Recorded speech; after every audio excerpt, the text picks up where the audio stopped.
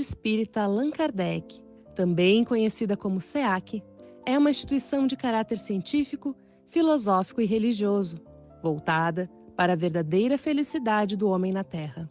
Lança suas luzes de fé raciocinada com o objetivo de colaborar com a transformação moral da humanidade. Sua missão é divulgar os ensinamentos do Cristo, relembrando a lei divina de forma límpida e acrescentando as interpretações e instruções dos espíritos superiores, codificadas por Allan Kardec. Completa 130 anos de atividades ininterruptas, iniciadas pelos seus bravos fundadores, Joaquim Xavier Carneiro, Mercedes Ferrari, Carlos Ferrari, Olavo Ferreira e Carlos Pareta. Imaginando para sempre. Em qual livro Allan Kardec explica algumas histórias contadas por Jesus? Qual a ajuda do Espiritismo e de Kardec para sairmos da escuridão e irmos para a luz? Meu nome é Carlos Henrique, sou do terceiro ciclo. Eu queria saber o que é preciso para ser um bom espírita. A minha pergunta para Kardec é: se ele pudesse voltar atrás, ainda encarnado, e pudesse escolher, ele ainda escolheria ter essa missão, sabendo de todas as dificuldades e todo o trabalho que ele passou? Seu organograma comporta vários departamentos voltados para o estudo da doutrina espírita, o atendimento espiritual, a promoção social e assistência material aos necessitados. A instituição assenta-se no princípio universal. Fora da caridade não há salvação.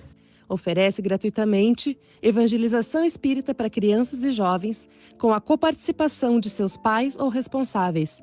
Estudo sistematizado e aprofundado da doutrina espírita, segundo documentos norteadores recomendados pela Federação Espírita Brasileira.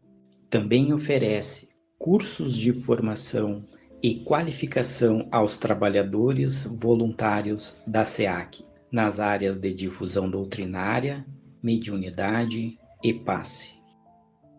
Tem levado o teatro espírita a vários municípios gaúchos, divulgando os conteúdos doutrinários através da arte e descortinando horizontes para além da terra. Possui como meios de divulgação o jornal A Luz de Damasco. Está presente nas redes sociais Facebook, YouTube, Instagram, Spotify e tem seu site próprio. Possui farmácia de manipulação homeopática, com medicamentos variados e aberta ao público em geral. O roupeiro infantil Mercedes Ferrari produz delicadas peças de enxovais para recém-nascidos, distribuídos gratuitamente às gestantes, a partir do 7º mês de gestação, em situação de vulnerabilidade social. Mensalmente, são oferecidas cestas básicas a idosos previamente cadastrados e sob insegurança alimentar. No Natal, os idosos assistidos, carinhosamente chamados de vovôs, participam de um encontro fraterno, festivo, com guloseimas e presentes sugeridos por eles mesmos. A SEAC oferece cursos de corte e costura, bordados e outras áreas de produção manual. A Sociedade Espírita Allan Kardec, ao longo dos seus 130 anos, já prestou e recebeu inúmeras homenagens e neste ano, além de homenagear seus ilustres fundadores, também tributa suas homenagens aos seus bravos presidentes do passado que, sob o açoite de injúrias e calúnias, não esmoreceram na missão que lhes foi confiada. A nossa querida SEAC estará sempre comprometida com a implantação de um mundo regenerado, onde o estandarte do Cristo, com a inscrição Deus, Cristo e Caridade, para sempre tremulará.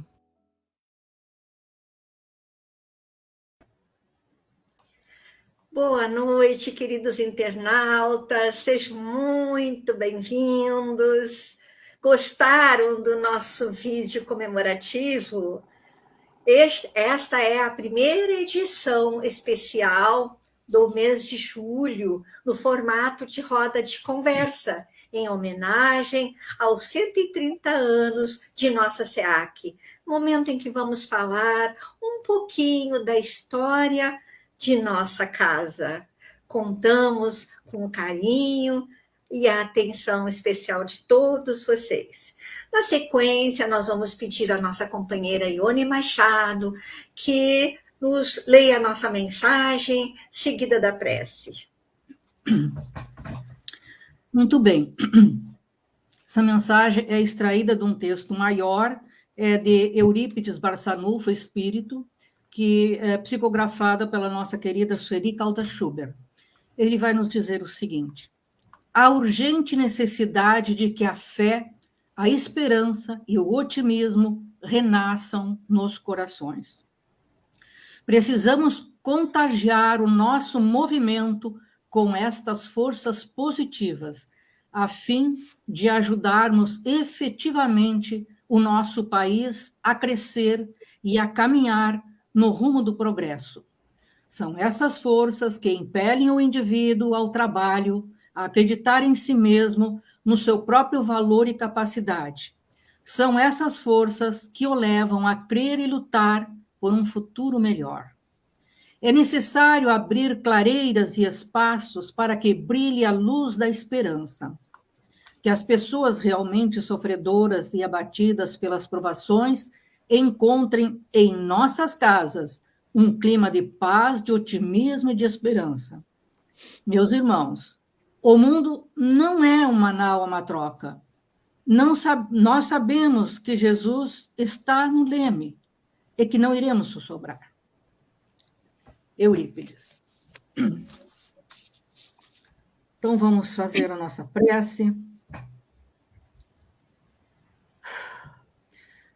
Neste ano em que a nossa SEAC completa 130 anos, queremos agradecer a Deus, nosso Criador, a Jesus, nosso modelo e guia, a Allan Kardec, codificador da doutrina espírita, aos fundadores desta instituição, aos trabalhadores de todos os tempos, os que protegem nossa SEAC das esferas superiores e os dedicados trabalhadores da atualidade. Nosso compromisso com Jesus deve pairar acima de todos os nossos interesses pessoais, ainda que nos custe sacrifícios e renúncias. O Mestre conta conosco para a implantação do seu reino de amor na terra. E esta casa bendita, que já salvou a tantos de nós da ruína reencarnatória, oferece-nos posto de trabalho redentor. Demonstremos nossa gratidão, honrando as generosas almas que nos antecederam nas lides da SEAC, semeando novas sementes de luz. Que assim seja. Muito obrigada, Ione. Para a elaboração deste nosso trabalho, nós pesquisamos os documentos históricos de nossa instituição e o livro Sociedade Espírita Allan Kardec, cuja autora está ali na foto, Rosemary Miranda, que pelo seu trabalho laborioso somos eternamente gratos. Agora, queridos, vamos apresentar os nossos convidados. São trabalhadores da nossa casa, atuando em várias frentes há longos anos. Então, vamos começar aqui pela minha tela. Ione Machado. Oi. Lia Godoy. Boa noite. Elton. Oi, boa noite. Érica Velasquez. Olá. Otília Rosa. Boa noite. Rita Camisolão. Boa noite. Cleusa, Bia, Camisolão, as duas irmãs aqui. Boa noite. Boa noite a todos. E alguém que está nos bastidores, que todas as sextas-feiras faz a transmissão dessa live e que também está participando deste nosso trabalho, a nossa Heloísa Sabedotti. Bom, Então, vamos começar a contar a nossa história. Vamos convidar, então, a nossa Lia para que ela nos fale um pouquinho, Lia. Onde é que está a Lia? Aqui, Lia. A Lia vai nos falar um pouquinho sobre os precursores do Espiritismo em Porto Alegre, Lia. Certo, Ioana, obrigada. Uma boa noite a todos. Que Jesus esteja conosco nesta hora em que nós estamos falando desses amigos queridos que trouxeram a doutrina dos Espíritos para Porto Alegre, né? Então, nós começamos primeiro, eu vou sempre olhando ali para ver o nome, né? Com o Joaquim, aqui ela está colocando, Joaquim Xavier Carneiro. Ele era do Rio de Janeiro, né? Morava lá ele era guarda-livros, que hoje nós podemos dizer que sejam os nossos contadores, né? Ele era professor também, e ele gostava muito do Espiritismo, ele estudava muito o Espiritismo, ele lia as obras de Allan Kardec. E quando ele ficou viúvo, ele veio para Porto Alegre, escolheu a nossa cidade, trazendo as suas 2 filhas. Aqui ele se estabeleceu, então, lá na Rua Duque de Caxias, praticamente em frente do ateliê dos Ferraris, da ateliê de fotografias. E ele trouxe muito, ele tinha uma vasta biblioteca onde ele trouxe muitos livros espíritas em que ele fazia que circulassem entre as pessoas. Depois nós temos o Carlos Ferrari, né, que era o sensível, aquele que tirava as fotografias, aquele que via os melhores ângulos, enfim. O Carlos Ferrari, ele veio com a mãe e um irmão da Itália. O pai já se encontrava aqui, já tinha formado esse estúdio de fotografias, né? Quando chegou, então, essa família, o Carlos com o irmão Jacinto, mais a mãe, e foram morar na Rua da Ponte, lá que hoje nós sabemos que é a Riachuelo. E lá, então, eles continuaram junto com o pai, que tinha o seu estúdio na Duque de Caxias. Eles trabalhavam na Duque de Caxias e iam, né, para dormir, então, lá na Rua da Ponte. Posteriormente, nós temos, então, a nossa querida Mercedes Ferrari. Ela veio, jovenzinha, ela veio de São Leopoldo para fazer a escola normal, tornar-se, então, uma professora. E ela foi estudar na escola, na Duque de Caxias, também morava num pensionato em frente ao estúdio de fotografia de Carlos Ferrari, da família Ferrari, e assim ela passava todos os dias por ali, olhava para o Carlos olhava para ela, enfim, né? Eles foram se conhecendo e ali nasceu um grande amor, um amor que seguiu os ensinamentos do Cristo, porque eles eram pessoas muito virtuosas, né? Eles sempre olhavam para os outros de uma maneira diferente. E ali, então, passou-se um tempo, ela se formou, e eles casaram na Igreja Nossa Senhora da Conceição, na Independência. Hoje nós conhecemos como a Praça do Colégio Rosário. E depois nós temos o nosso querido Carlos Pareta. Né? Carlos Pareta, um espanhol, que também escolheu Porto Alegre. Ele veio para cá, aí ele foi para Vigário José Inácio, morar ali quase já lá, também na Duque de Caxias. E ele conheceu uma moça, casou, teve 2 filhos, enfim. Carlos Pareta me chamou muito a atenção, né? Porque ele era uma pessoa, assim, a família mesmo dizia que ele era uma pessoa muito caridosa. E ele ajudava todo mundo, principalmente aquelas pessoas espíritas, né? Mas o que mais me chamou a atenção é que ele fez um testamento, pediu que os amigos colocassem nos jornais de circulação esse testamento, aonde ele diz que quando ele desencarnasse, ele não queria os ritos da Igreja Católica, ele não queria missa, ele não queria velas, ele não queria luto, ele não queria nada, ele queria orações que partissem do coração das pessoas, e ele também queria as luzes do Espiritismo. E para isso, o que ele fez? Ele colocou na conta, né, da sociedade Allan Kardec, 20 mil réis, para que a sociedade comprasse, né, colocasse nos jornais sobre o seu desencarne, mostrando o que era ser um espírita, e distribuísse entre as casas espíritas que estavam já ali nascendo. E, por último, nós temos, então, Olavo Ferreira, que era um militante. Ele era secretário do Tribunal de Apelação, aqui de Porto Alegre, e ele militava na doutrina espírita, era muito amigo do Joaquim Carneiro. E até o momento, os últimos momentos dele, quando ele já estava bem velhinho, ele continuava militando a doutrina dos espíritos. Isso, basicamente, então, é a história dos nossos precursores. Obrigada a todos. Obrigada, Ione. Obrigada, Lia. Agora nós vamos convidar a Érica para que ela faça a leitura da primeira ata chamada Sessão Preparatória em 13 de julho de 1894. Esta então, vamos lá. É a original e a Érica vai ler a transcrição. Vai ler, Érica. Primeira sessão preparatória em 13 de julho de 1894.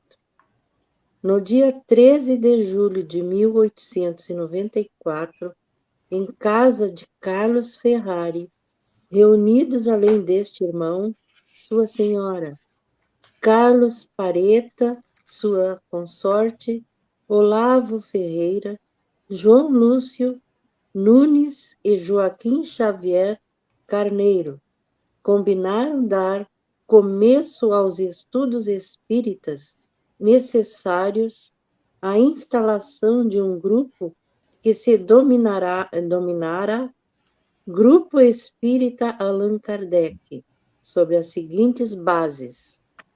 Primeiro, o grupo funcionará ordinariamente às sextas-feiras e extraordinariamente quando se torna indispensável, sendo no inverno às 7h30 da noite e no verão às 8h30. Segundo, a hora determinada se dará começo aos trabalhos, não tendo ingresso os irmãos que chegarem depois. Terceira, nenhuma pessoa será admitida sem prévio acordo entre os irmãos do grupo, quer como confrade, quer como visitante.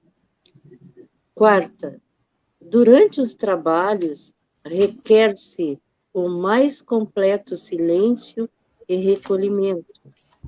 Quinta, os trabalhos do grupo constarão somente de investigações e estudos espíritas, devendo-se discutir a interpretação a dar aos diversos pontos da doutrina para a instrução dos irmãos. Sexta, seguindo o preceito da doutrina espírita, fora da caridade não há salvação, os irmãos combinarão um meio de levar a efeito, na medida das suas forças, um ato qualquer de caridade na última sexta-feira de cada mês.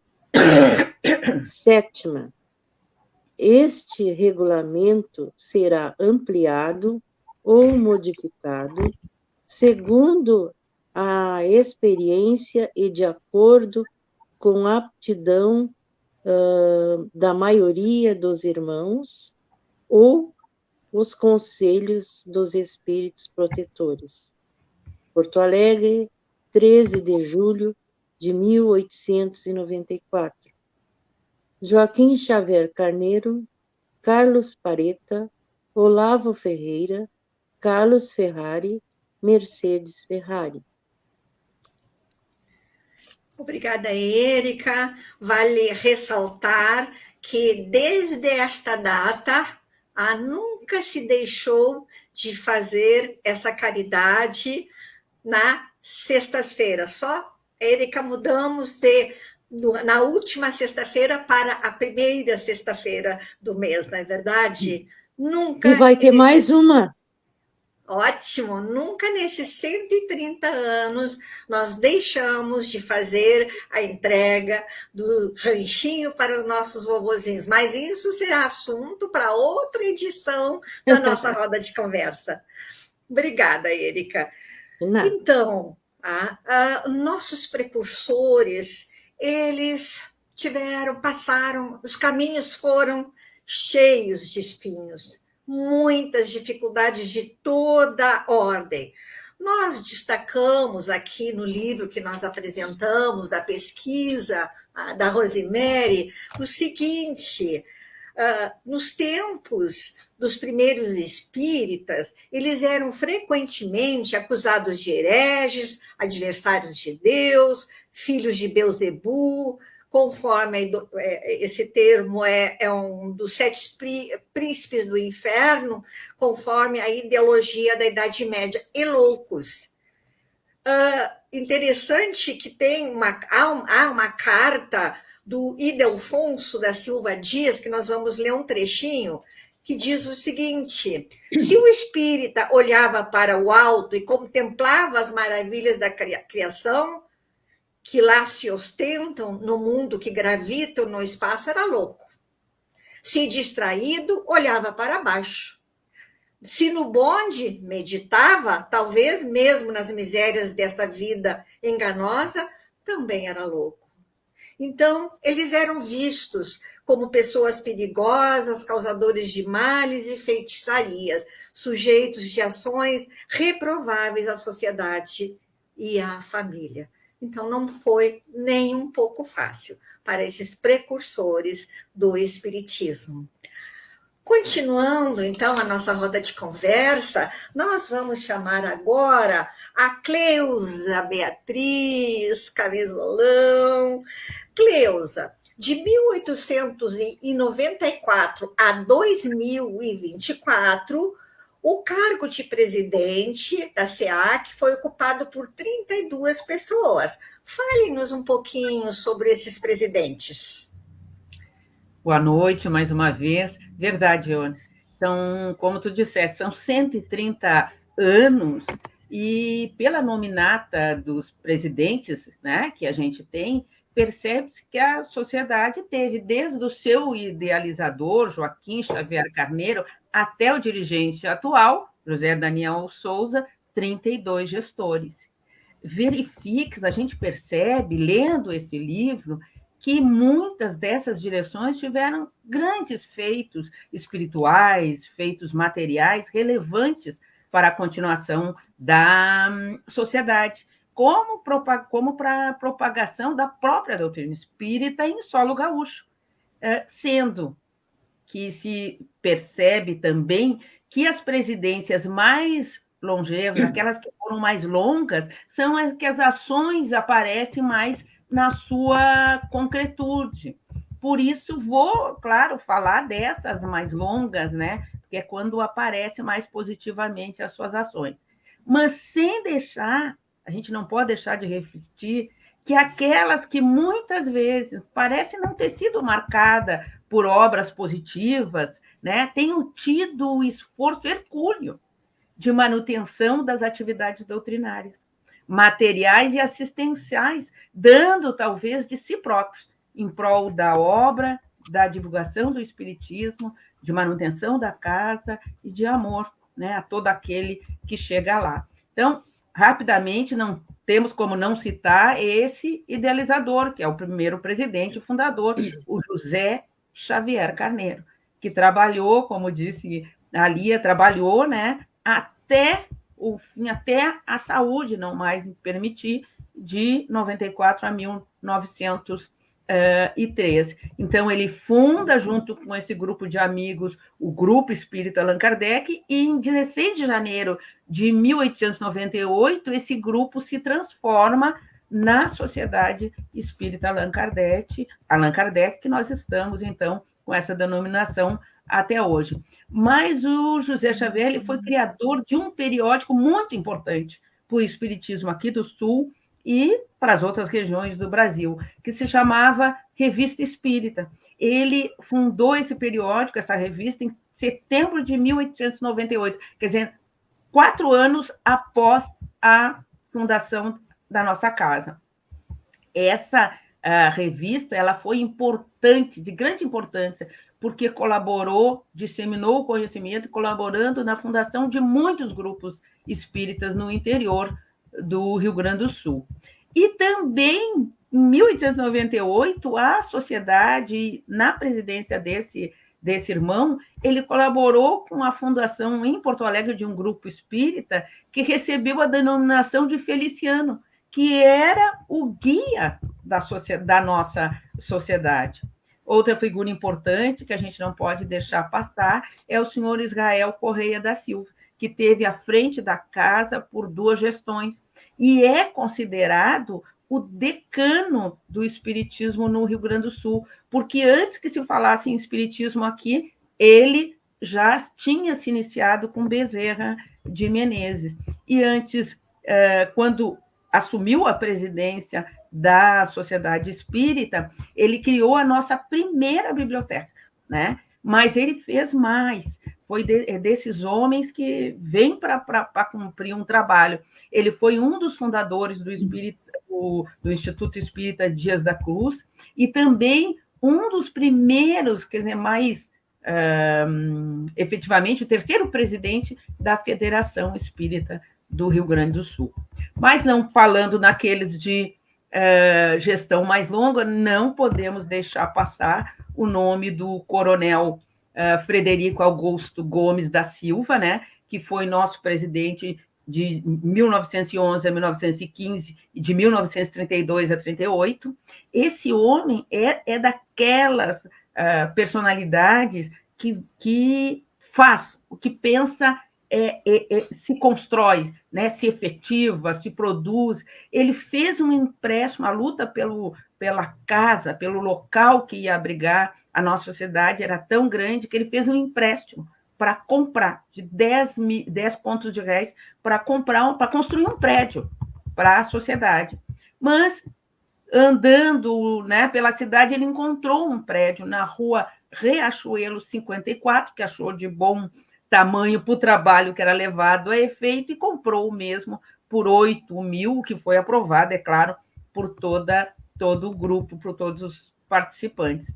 Então, nesse endereço, Riachuelo, iniciaram as atividades da escola de médium, que era tinha falta de médium, e ele propôs ainda a criação dos trabalhos de desobsessão na casa. Durante a sua gestão, em razão do aumento do trabalho, do aporte do público que chegava à sociedade, esse prédio na Riachuelo 54 foi vendido e foi adquirido um outro, que era na Rua General Vitorino, número 146 hoje e 22 antigamente, né? E lá, então, o coronel Frederico, ele fez uma reforma e colocou em funcionamento o laboratório e a farmácia homeopática. Olha a visão desse homem, né? Ele participou também da idealização do Hospital Espírita de Porto Alegre, foi o seu primeiro tesoureiro e também participou da fundação da Federação Espírita do Rio Grande do Sul. Mas, além disso, no mesmo ano da fundação da Federação Espírita, ele coordenou o primeiro Congresso Espírita no Rio Grande do Sul, que foi realizado na Sociedade Espírita Allan Kardec, no seu endereço da General Vitorino. Então, foram muitas ações desse presidente.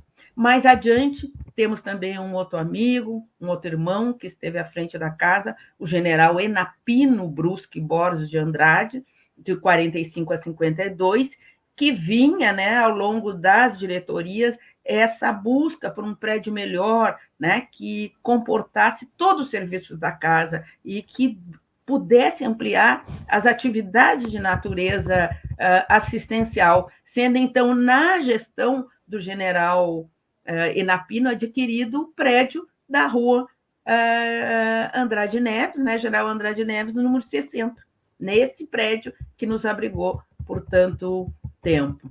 Mais adiante tem um outro personagem muito importante, Ione e meus queridos, que é o general Floriano de Oliveira Faria, que teve a gestão de 52 a 57. Foi na gestão desse homem que foi idealizado e lançado em 1952, que é no primeiro ano da presidência dele, o jornal A Luz de Damasco, que está até hoje, que fez parte aí da nossa abertura ainda em circulação, E, pelo jeito, conta-se que ele continua trabalhando pela casa, porque muitas comunicações desse irmão Floriano Faria são recebidas no grupo mediúnico Paulo de Tarso. E ainda diz que mesmo velhinho, contam dele, que ele ajudava nos domingos na evangelização espírita.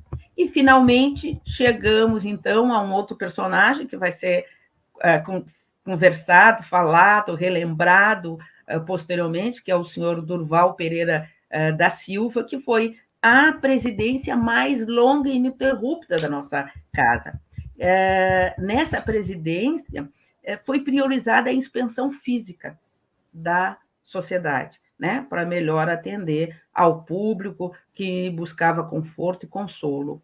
Mas tem alguns fatos, porque houve no início do final do século XIX, início do século XX, formação de muitos grupos com o apadrinhamento da Sociedade Espírita Allan Kardec. Mas, na gestão do seu Durval, tem um caso de que a Sociedade Espírita ela deu uma sustentação para a fundação de um núcleo espírita em Cachoeirinha, e foi uma sugestão da diretora do departamento espiritual, a dona Maria dos Anjos, que ela e o marido doaram uma casa para que esse grupo, esse núcleo espírita, apadrinhado pela Sociedade Espírita Allan Kardec, fosse fundado em Cachoeirinha. Ele existe até hoje, foi fundado em 79, e que é a Sociedade Espírita Vinha de Luz, existe até hoje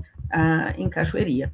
Em 22 de abril de 1980, foi adquirido na gestão também do seu Durval o imóvel na rua Fernando Machado 883, que hoje nos abriga, e que logo no início era lá nesse prédio, que hoje nos abriga como sede, era oferecido o curso de Esperanto, que eu mesmo fiz, muita saudade. Em maio de 92, foi adquirido um terreno pela casa para a construção de um lar, que era um outro desejo da casa, atender os velhinhos, que se chamaria Lar do Idoso Mercedes Ferraro, que ficava lá na Tristeza. Mas foram momentos muito difíceis, e o lar foi inaugurado em novembro de 96, mas, infelizmente, a sociedade não conseguiu cumprir com o compromisso com essa casa geriátrica, tendo ela sido vendida na gestão, então, da presidente Clarita Oniasio.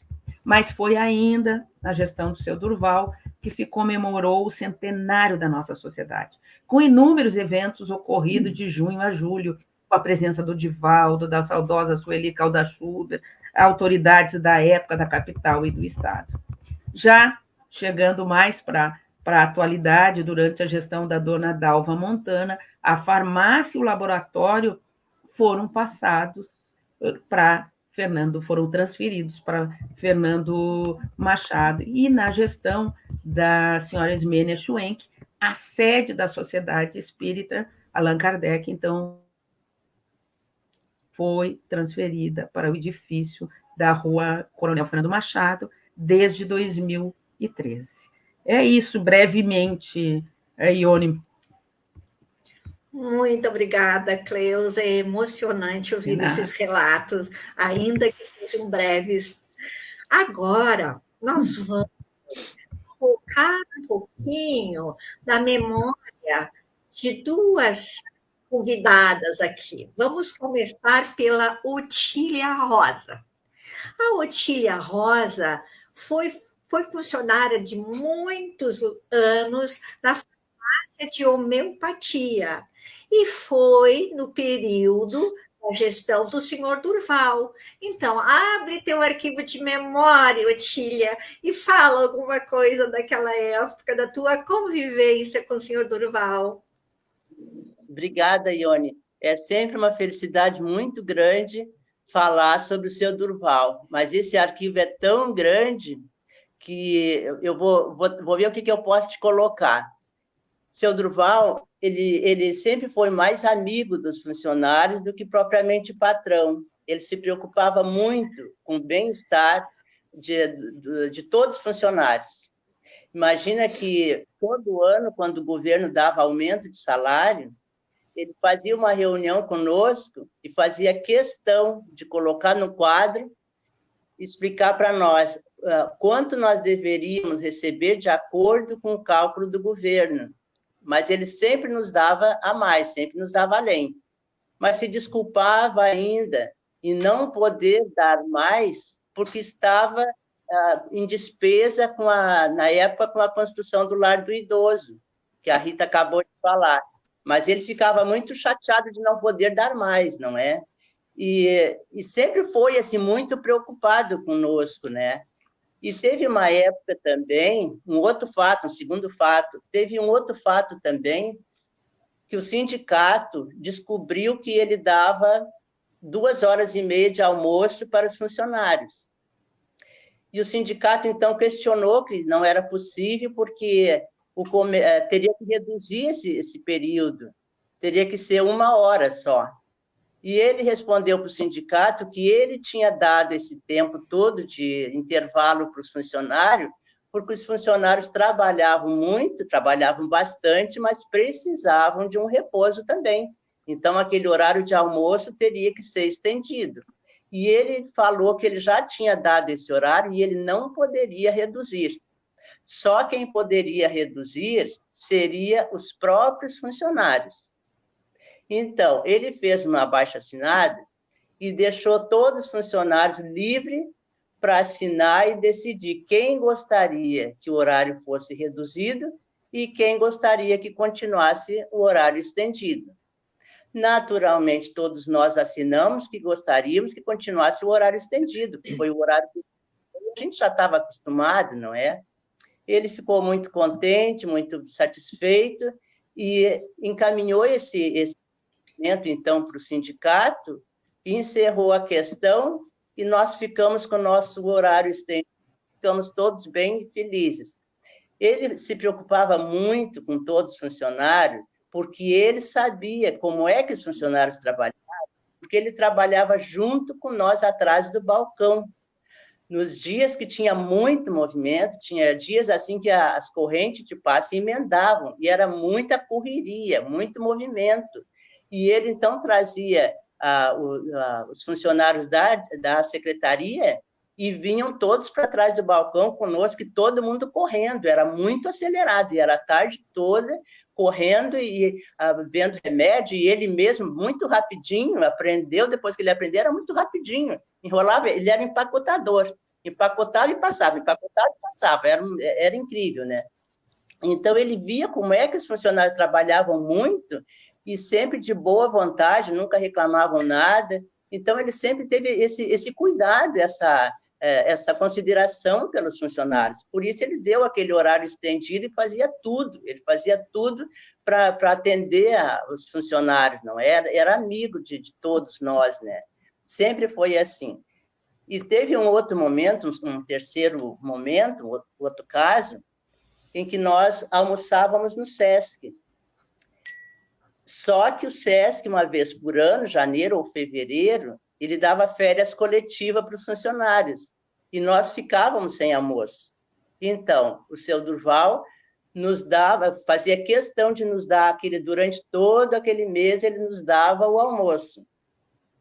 Ele nos permitiu que a gente pegasse dinheiro no caixa, e nós íamos todos os dias no supermercado, fazíamos compras para um bom almoço, e fazíamos o almoço na cozinha lá da sociedade, lá na Andrade Neves, nós fazíamos um bom almoço todos os dias, convidávamos sempre ele para almoçar com nós, às vezes ele almoçava, mas não era sempre, porque ele estava sempre correndo também, não é? mas ele fazia questão de saber que nós estávamos muito bem. Nós tínhamos que estar bem alimentada, tínhamos que ter bastante tempo para descansar, tínhamos que ter todo o conforto, não é?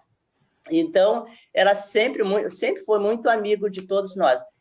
E ele também, ele gostava de festa, dessas festas, nossa, ali, sabe? Então, a gente fazia festa dos aniversariantes, todos os meses tinha festa, com tudo aquilo que você pode imaginar de mais gostoso, umas festas bem gostosas. E também no Dia dos Pais, também, nós fazíamos uma festa especial para ele, né? O Dia dos Pais, imagina, nós estava ali adorando ele, né? E ele ficava muito feliz, gostava de festa, estava sempre junto com a gente. A gente sempre foi muito... Ele era muito amigo, muito companheiro, e de todos os funcionários. É uma felicidade imensa trazer essas memórias a respeito dele. Olha, Otília, ouvindo, nós ficamos muito emocionados. Sabemos que, se o tempo permitisse, teríamos muito mais momentos de memória. Nós te agradecemos, Otília, pela tua participação, mas nós sabemos que a Érica também tem umas memórias do tempo do seu Durval. A Érica, ela me permitiu informar, dar essa informação. Ela já tem 46 anos de SEAC, 46 anos como voluntária da SEAC. Fala para nós, Érica, então. Pois então, 46 anos. Mas eu cheguei jovem naquela casa e fui acolhida com tanto amor, com tanto carinho, né? E não desmerecendo todos os demais presidentes, mas o seu Dorval, ele realmente chamou a atenção de todos nós.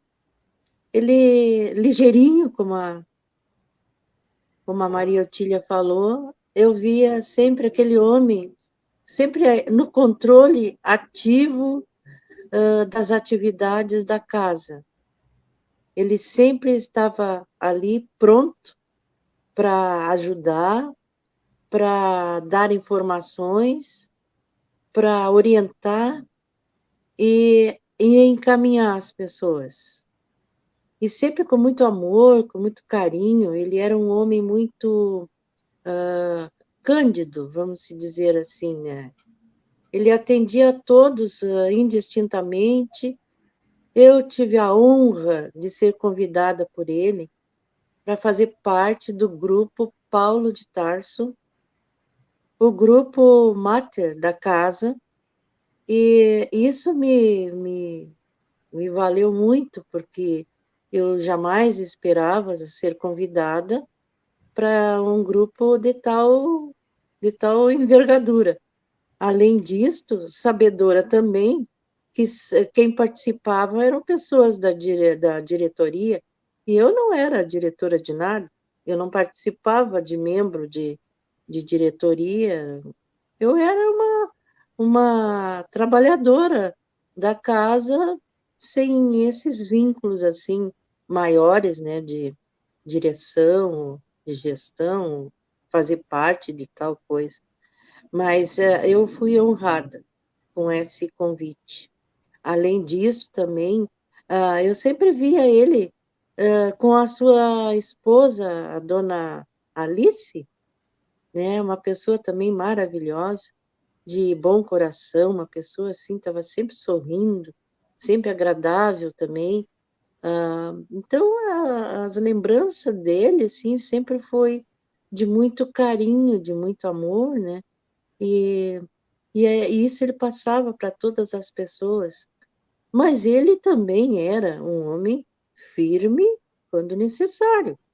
Ele era firme, mas amistoso. Então, vejam bem, assim, que era um homem de muitas qualidades, né?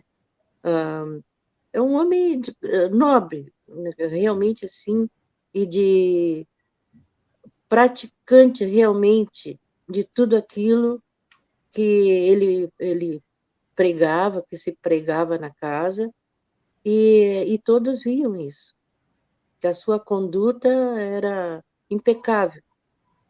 de acordo com os preceitos éticos morais da doutrina espírita.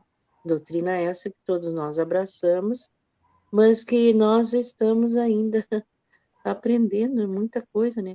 E a gente sempre vai aprender a cada dia. Mas ele já transmitia para nós tudo aquilo que se fazia necessário para que a gente realmente tivesse nele o exemplo. E realmente ele deixou muita coisa para nós. É isso.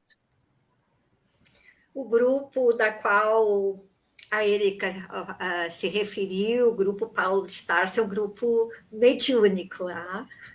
E Sim. Realmente, né, pelo depoimento que a Érica está nos dando, dos que já, o que a Otília nos falou, nós podemos dizer que ele é um exemplo de liderança com Jesus. Isso mesmo.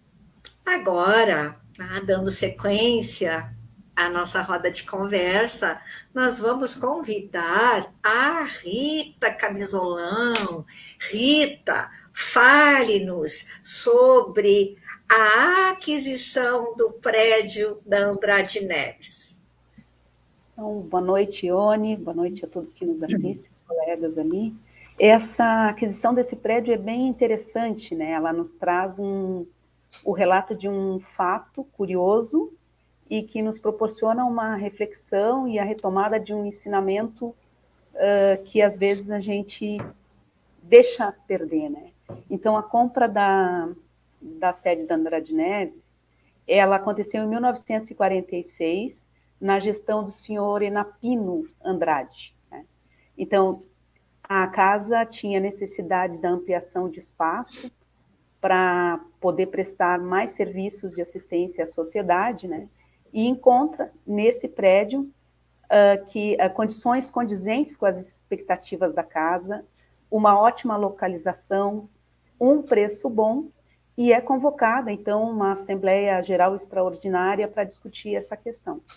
Como de praxe nessas ocasiões, né, foram lidos os pareceres do Conselho Fiscal e Deliberativo da Sociedade, que eram pareceres de aprovação a essa aquisição, né? Na ocasião foram lidos pelo senhor Egídio Hervé, que tinha sido presidente da casa anteriormente.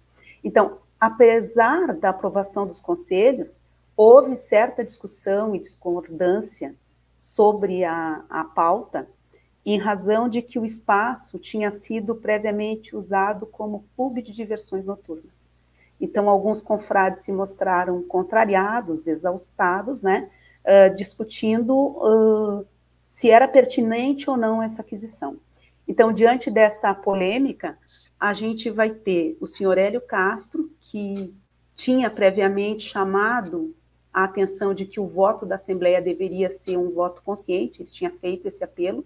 Então, ele faz a seguinte consideração: a aura benéfica que ali seria levada pelos que nucleiam junto à sociedade, em atividades de auxílio e esclarecimento ao próximo, sem distinções e sem restrições de espécie alguma, iria concorrer para restabelecer o equilíbrio espiritual e sublimar o ambiente. Na verdade, essa consideração que ele faz, ela chama a atenção para o papel também desses trabalhadores da espiritualidade em benefício daqueles que tinham feito a utilização desse espaço, né? Fossem eles encarnados e desencarnados e da própria ambiência local.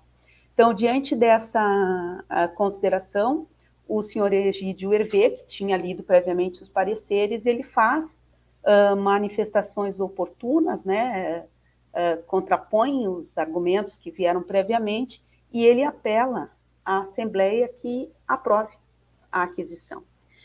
E o resultado, ele é um resultado que surpreende e alegra todos os que ali estão, porque a aprovação da compra do prédio, ela se dá por unanimidade, com toda a Assembleia de pé, com uma salva de palmas. Então, significa que o ensinamento que foi dado a partir daquela reflexão, ele foi compreendido, foi reelaborado, né, por todos os presentes. Então, o presidente Enapino, muito satisfeito, né? Ele agradeceu aos mentores espirituais da sociedade, pediu que todos vibrassem positivamente pelos fundadores da sociedade e por todas as diretorias que consolidam, então, o patrimônio espiritual e material da casa. E, naquela ocasião, ele nomeou os fundadores da casa, que foram Joaquim Xavier Carneiro, Carlos e Mercedes Ferrari, Olavo Ferreira e Carlos Pareto. Né? Ele também recordou a recomendação de que Jesus Cristo deveria ser um modelo permanente para todas as vidas, né? Que, na verdade, foi o que provocou, né, o resultado da Assembleia que a gente acaba de ver. Então, após a efetivação da aquisição desse prédio, o prédio foi inaugurado no ano de 1949, né, diante de autoridades do governo do Estado, do governo municipal, da diretoria da Federação Espírita do Rio Grande do Sul, de entidades co-irmãs, né, e de um público espírita bastante expressivo, né. Então, durante a direção do senhor Enapino, ainda aconteceu a realização do 2º Congresso Espírita do Rio Grande do Sul, isso em maio de 1951. A Cleusa tinha referido na fala dela o primeiro, né? Então, aqui nessa sede, a gente vai ter o 2º. E os serviços prestados, então, nessa sede da Andrade Neves, eles duraram 67 anos.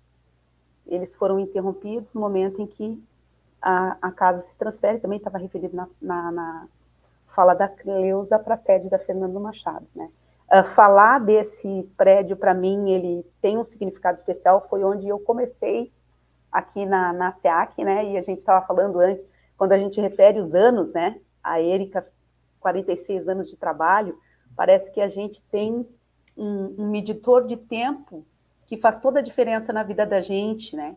Eu comecei ali e eu meço esse tempo, tempo de nascimento da minha filha.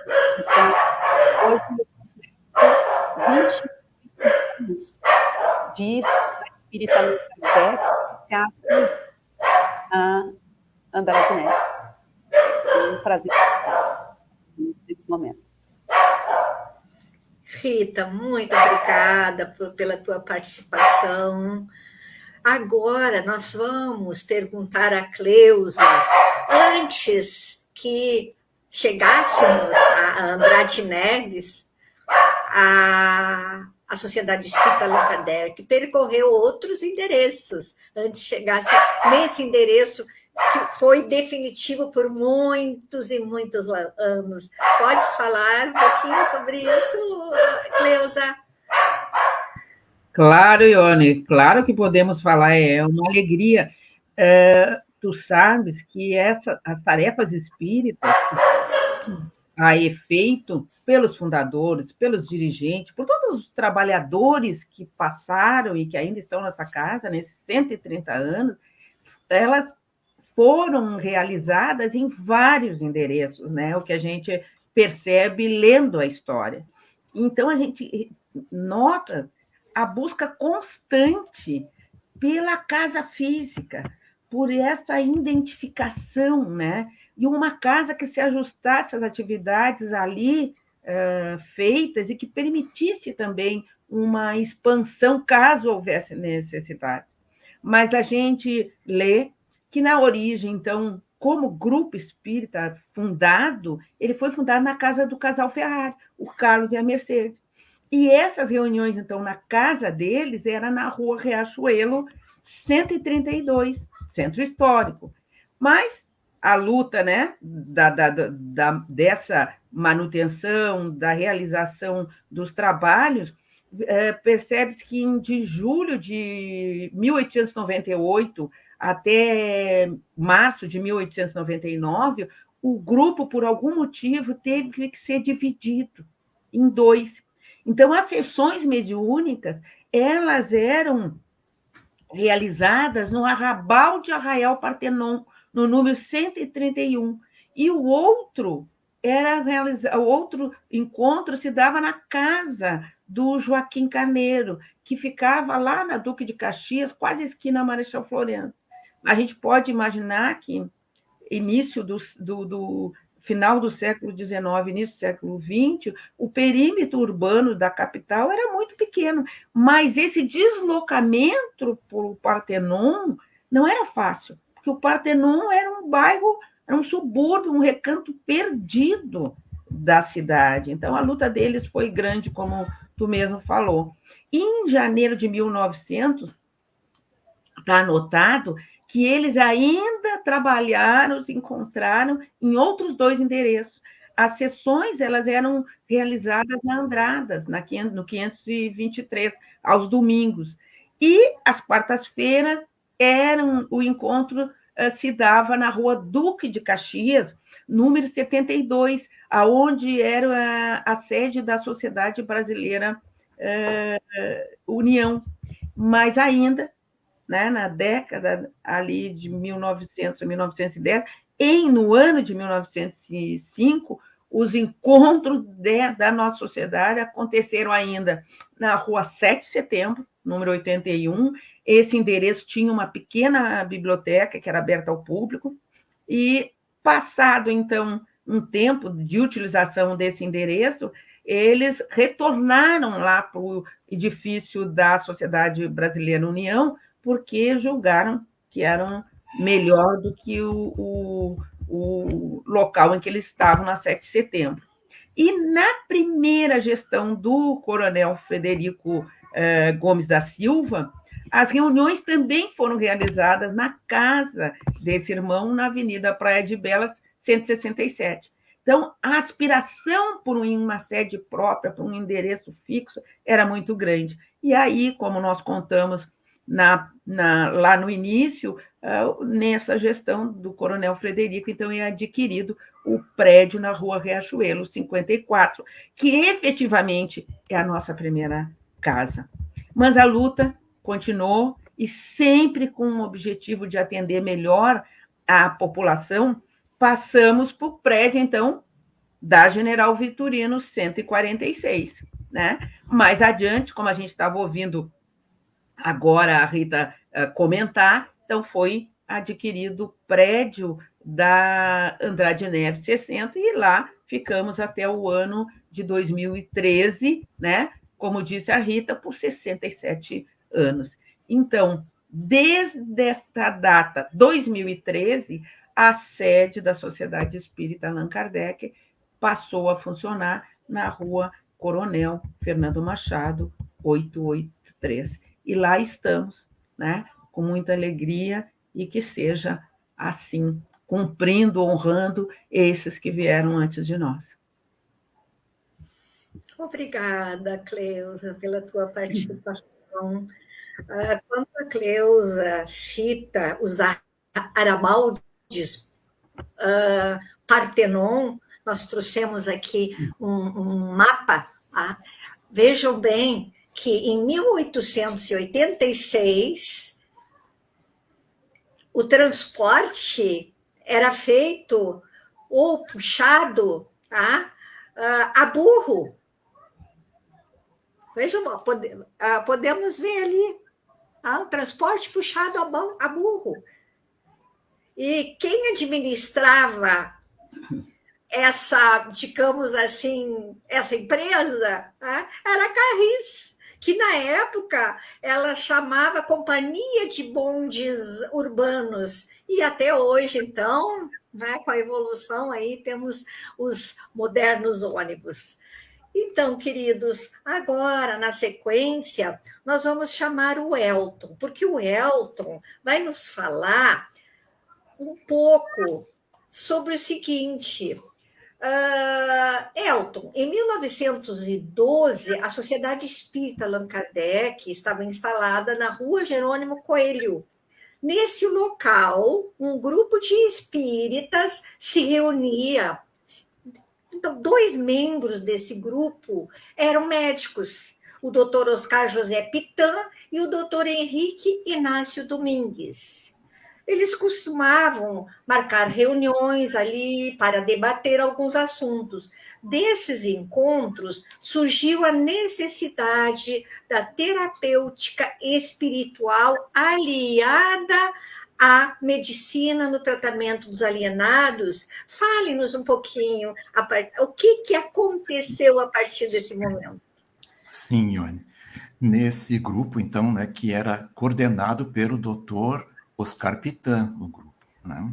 Então, consta, né, que nas reuniões eles estavam preocupados com distúrbios mentais que eram enfrentados por um número muito grande de pessoas, né? Pessoas que não tinham nenhuma condição financeira, que estavam sem nenhuma assistência. E aí eles, então, com base nos estudos da doutrina espírita, né, e também, especialmente no tema da obsessão, eles acreditavam que muitos eram obsidiados em consequência de uma mediunidade não desenvolvida, né, ou de um processo obsessivo causado por influências negativas, persistentes, em grau alto, né? E nós sabemos, né, que quando esses processos eles vão além de simples influenciações, né, eles vão se fixando aos poucos na mente da pessoa obsidiada, aí então essa pessoa ela pode começar a viver quase que dominada, né, pelo obsessor, né? E aí desse domínio podem surgir transtornos que causem até danos sérios ao organismo, né, a parte física mesmo. E como esses processos, né, eles podem se apresentar com todas as características, serem muito semelhantes a um transtorno de causa orgânica, né, como tendo uma alteração no cérebro físico, eles, então, sabendo disso, né, que a causa poderia ser só uma obsessão, ou além da obsessão haver também a causa orgânica, eles estavam com essa preocupação.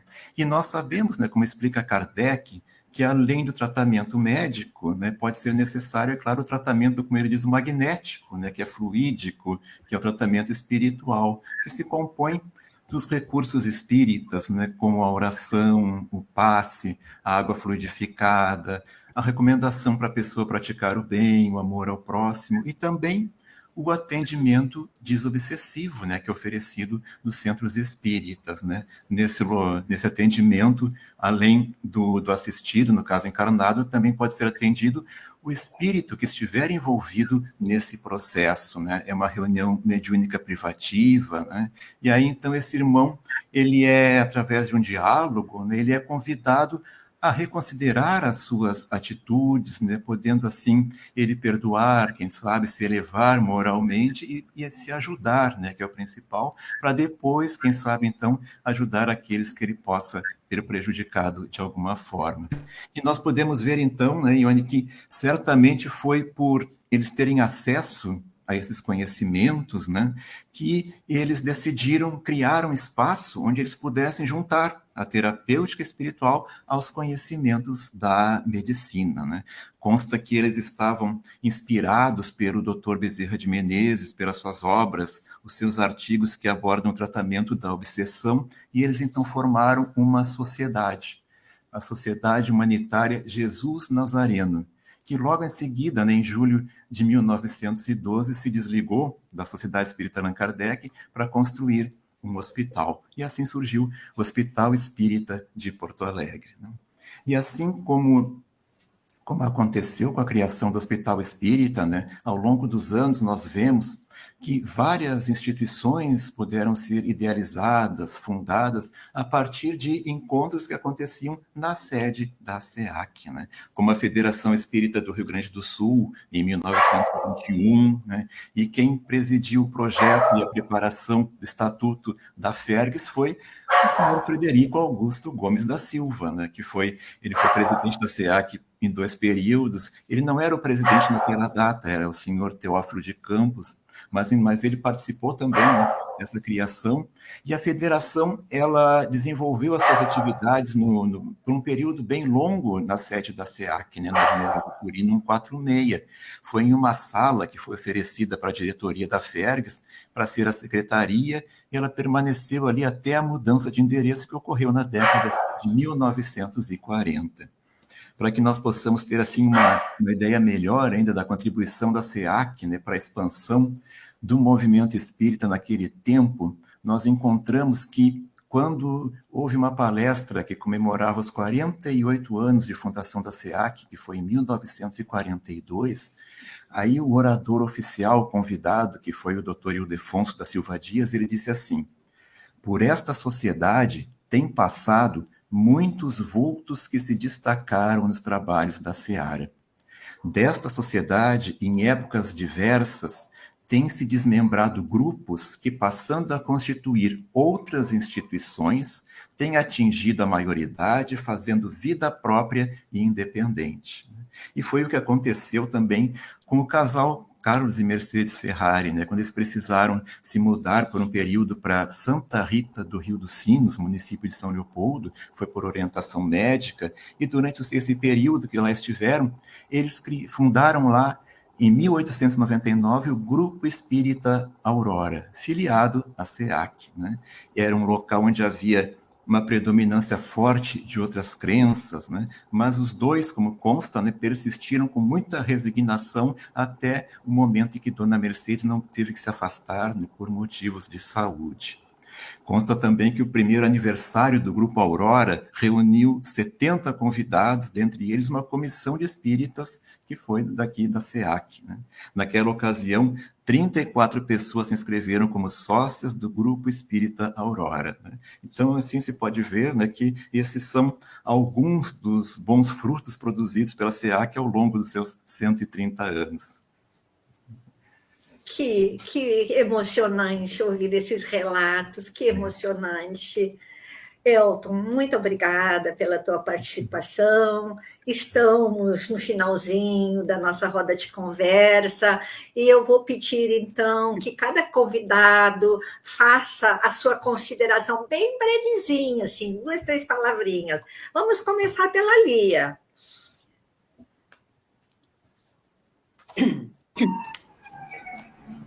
Eu quero agradecer, Ione, a oportunidade do trabalho pelo convite que tu me fizeste. E o que a gente apresenta é apenas alguma coisinha, não se pode falar muito em virtude do tempo, mas muito obrigada mesmo pelo trabalho. Obrigada a todos os companheiros que hoje participaram e a todos os amigos, os nossos amigos da SEAC, fora da SEAC. Um abraço no coração de todos vocês. Obrigada.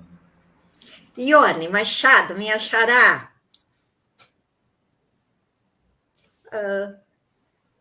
Nós estamos te ouvindo.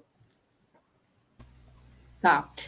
Bom, como nós vimos hoje aqui, né, nós fizemos um passeio aí, como alguém relatou, né, no chat, um passeio na história da SEAC e que vai nos ajudar a valorizar muito mais o trabalho dessas pessoas que pavimentaram, né, todo este caminho que hoje nós estamos trilhando com muita facilidade, comparando o que eles passaram, né? Então, o nosso compromisso é de honrar tudo isso para dar continuidade na maior qualidade possível, né? Todos os trabalhos que nós realizamos na casa.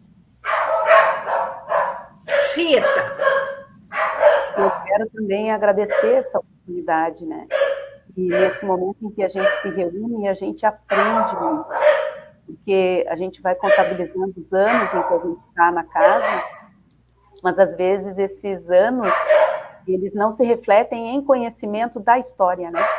Então hoje, para mim, particularmente, teve muita informação que era até então desconhecida, e eu acho que para cada um de nós, de todos aqueles que estão nos ouvindo, isso tem um significado muito importante. Como disse a Ione, ele nos auxilia cada vez mais honrar a oportunidade de estar nesse espaço. Muito obrigada. Cleusa.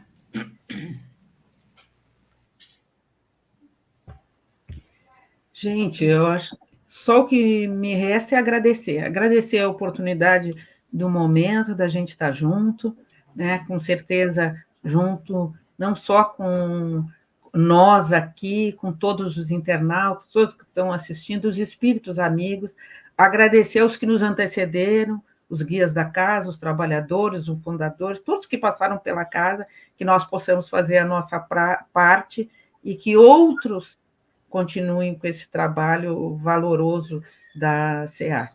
Muito obrigada. Otília. Eu só tenho a agradecer também, Ione, pela oportunidade, por esse convite, e também posso dizer que me sinto muito enriquecida com todas essas informações, e agradeço não só a vocês, ao grupo, mas também a todos esses irmãos espirituais que nos auxiliaram para que a gente chegasse até aqui com tanta dificuldade que os nossos antecessores passaram, não é? É um exemplo assim para nós também continuar lutando, né? Cada vez com mais amor, com muita persistência e, enfim, só tenho a agradecer mesmo. Muito obrigada. Heloísa, a Heloísa está sempre nos bastidores, mas é uma colaboradora essencial. Fale um pouquinho, em poucas palavras.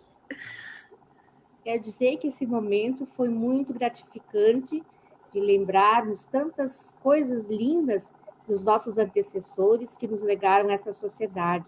Isso faz com que nós tenhamos um compromisso maior em mantê-la com as portas abertas, trabalhando pela comunidade espiritual e que nós possamos, né, como esses valorosos trabalhadores antigos, dar de tudo de nós para todos que possam ali vir buscar a luz do Evangelho de Jesus.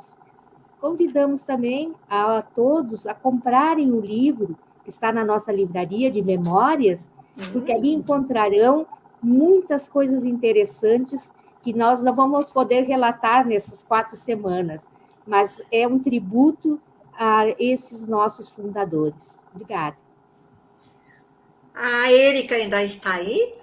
Tá, só um pouquinho, já vou passar. Breves palavras, Érica. Sim, estou aqui. Bom, diz que recordar é viver, né? Então, hoje a gente viveu mais um pouquinho a história, porque nós fazemos história cada dia, né? Então, eles tiveram o momento deles, deixaram um legado para nós, e nós continuamos. Então, nós temos é que procurar ter o pertencimento, né, da nossa SEAC, para que a gente possa também ter, assim, luminosos dias, né? Obrigada, Elton. Oi. Agradecendo o convite, né, Ione, claro, né, em primeiro lugar, mas posso acrescentar, Ione, que além do que se falou aqui, além dos 3 bons frutos que eu pude apresentar, né, se pode encontrar mais informações também no site SEAC Poa, né, ali na página inicial se clica em Conheça a SEAC, e ao lado tem a linha do tempo, né, onde ali estão outros bons frutos da SEAC, então, né. Bem Obrigado, lembrado.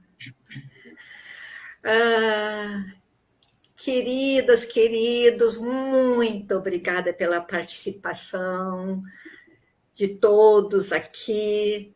Vamos nos encaminhando, então, para o final e vamos pedir para a nossa companheira, a minha xará, para que ela faça a nossa prece final. Então, vamos unir os nossos pensamentos, os nossos sentimentos, as nossas melhores vibrações e endereçar para esses amigos que, muito antes de nós começar essa tarefa, que hoje nos propicia estudar, trabalhar, servir com mais conhecimento de causa, com mais dedicação. Pedimos, Senhor, que abençoe os espíritas em geral, a população em geral, todas as criaturas, mas hoje em específico queremos lembrar que somos todos pertencentes à família Allan Kardec, porque já no plano espiritual nos comprometemos com esses espíritos luminares de trabalhar nesta casa para levar adiante a bandeira que eles desfraldaram lá no início e que eles podem contar conosco, com a nossa dedicação de toda a família Kardec, porque junto venceremos todos os obstáculos, todas as tentações inferiores que sabemos que existem, porque o nosso mundo ainda comporta esse tipo de coisa, mas com o coração limpo, o pensamento limpo, o desejo de servir e de amar, nós transporemos todos os obstáculos. Agradecemos o momento, a presença dos mentores amigos que nos conduziram e que possamos levar adiante este trabalho, acima de tudo, com amor. Que assim seja. Que assim seja.